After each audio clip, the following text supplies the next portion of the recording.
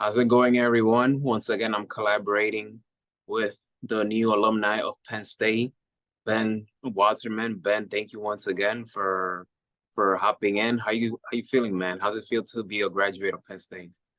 Yeah, it feels weird. I had to change my LinkedIn, Twitter, and Instagram this morning to, well, from student of Penn State to graduate of Penn State. So that was a little sad, but overall feeling good. Weather is nice outside. It's a great time of the year. NBA playoffs, NHL playoffs. So I appreciate you having me on. I think this is the third time. So that's awesome. Am I the only three-time guest?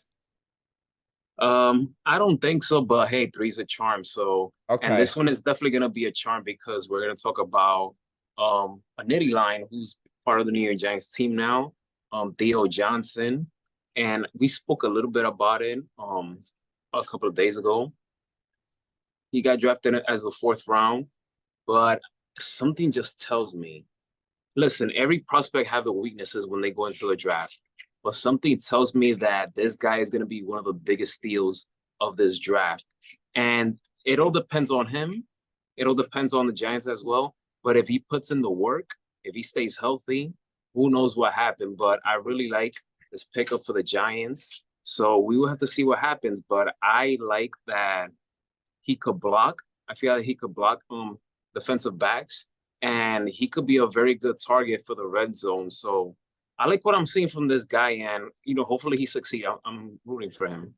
No, exactly. And I always like when Penn Staters get drafted to either the Jets or the Giants because I feel like they're playing in my backyard. So here's the two pros with Theo, and I've watched him for the last, 3 years now.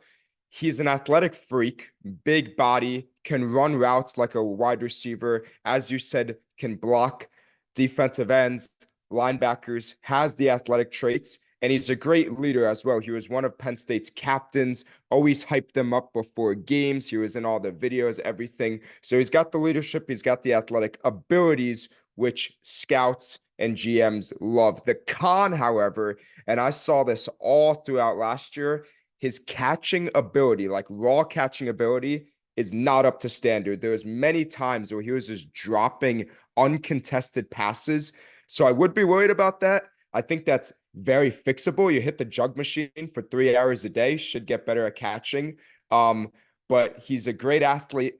And yeah, I think you got it right. I think it could be a steal. What was that, like the third or fourth round? I remember it was on Saturday. So if Dayball can use him the right way, he could run routes. And listen, you don't know what's going to happen with Darren Waller. I don't think his hamstring still works. So I think Theo to the Giants is a good move. Just has to get better at catching, but overall, the athleticism is there. And yeah, that Giants offense with Malik Neighbors, Theo Johnson, we'll see what Daniel Jones does. It's solid, definitely solid. He was the fourth rounder, and when you're dealing with the New York fans, the New York media, the expectations are through the roof. So Daniel Jones has been getting a lot of flag, and I understand that. But at the same time, to cut him some slack, he didn't necessarily have enough weapons on him on the field to work with. So you lose a running back like Saquon Barkley, but now you drafted a good wide receiver. You have a tight end now, and it'll be interesting to see how training camp will be, how preseason will be. Can these guys stay healthy? Will they connect? How will the head coach use these guys? So I like that Daniel Jones now he has some young weapons on the roster. Theo Johnson, he could be the George Kittle for them or the Jimmy Graham 2.0, except that he's a better blocker. He's a big guy, he's physical, he has the leadership. So I really like what this guy brings to the table, and I really hope that he does improve his catching abilities. And I do agree with you about that. So, but man, the Giants, they have something there. I like their draft picks. But again, it all depends on the player. It depends on the coaches because the player can believe himself, do everything, but if the coaches doesn't give them, the chance, the shot to prove themselves, then it goes down the waste. But if Theo Johnson is one of those athletes that you'll get up 2, 3 in the morning, put in the work, and stay healthy, because you could succeed in the pros. Doesn't matter if you're the high pick or the low level pick. And I've always been intrigued by the low level draft picks because not too much attention is being paid to them. So they have that chip on their shoulder when they come into training camp and say, okay, I'm getting disrespected. So I'm gonna show you guys. So let's see what happens.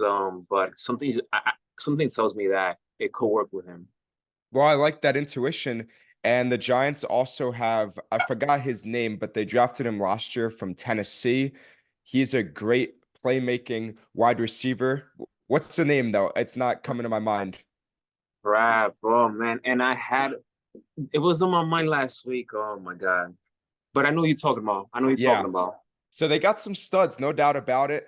And I think the biggest thing for the Giants is I like how, at least for now, they're sticking with Daniel Jones. I agree with you. I think Daniel Jones is a solid quarterback. He's a top 20 quarterback in the NFL, hasn't been put in the best situations, dealt with injuries, whatever. But I think this year there's no excuse, right? If he could stay healthy, I think he will be good. Maybe not great, but he will be good. And yeah, I think the Giants had a good draft. And the biggest thing for the Giants is they got the GM and they have a good coach. And when you have a good GM and good coach, you could always have confidence.